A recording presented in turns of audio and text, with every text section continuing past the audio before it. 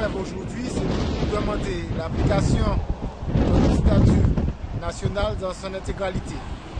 À savoir que nous devons être indexés au même titre que les fonctionnaires qui exercent dans notre département, donc bénéficier de la prime de vie chère de 40%.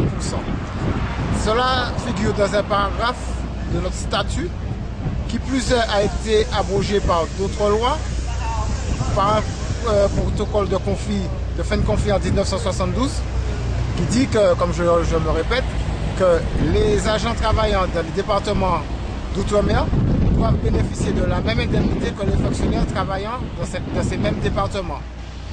Suite aux événements de février 2009, nous avions rencontré avec nos collègues de Guyane, Guadeloupe et de Réunion la direction à Paris.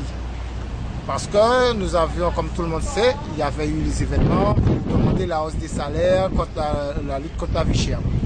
À l'époque, la direction nous avait dit que notre revendication, notre réclamation du moins était entendable et recevable et qu'elle allait nous faire des propositions en ce sens. Ne voilà-t-il pas que près de 18 mois après, elle ne veut pas bouger et elle fait marche arrière en disant que nous ne sommes pas des fonctionnaires, donc nous ne devions pas bénéficier de cette prime. Donc, suite à une conférence avec nos collègues de Guadeloupe, de Guyane, de Réunion, nous avions décidé de nous mobiliser pendant 2 jours pour donner un avertissement à notre direction nationale pour montrer la détermination des agents EDF à faire appliquer le statut dans son intégralité. Donc c'est pourquoi aujourd'hui nous sommes en grève et nous sommes partis en grève hier et aujourd'hui afin de montrer notre détermination. Et malheureusement, comme on sait, il faut toujours faire violence pour se faire entendre. Donc nous avions dû faire des baisses de charges. Je tiens à informer que la rupture de fourniture n'a rien à voir avec la grève qui est actuellement au port où notre direction a fait savoir que c'est dû au manque de matériel pour réparer. C'est totalement faux. Certains moteurs sont en panne et elle a demandé à des collègues grévistes d'intervenir et ces collègues grévistes ne sont pas intervenus pour réparer ces pannes. Et également nous avons opéré des baisses de charges comme nous l'avions informé à la direction en amont, comme dans le protocole de début de grève.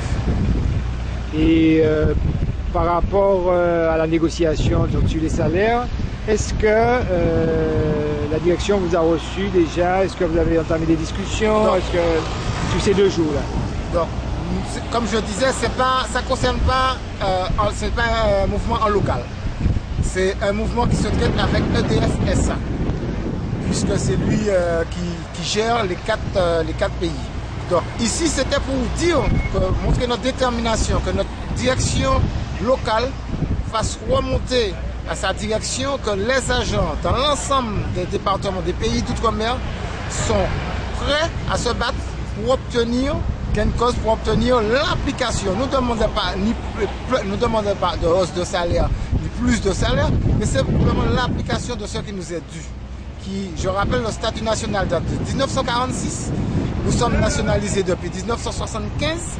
Entre-temps, il y a eu plusieurs lois qui confirment que nous devons bénéficier de cette prime de 40%.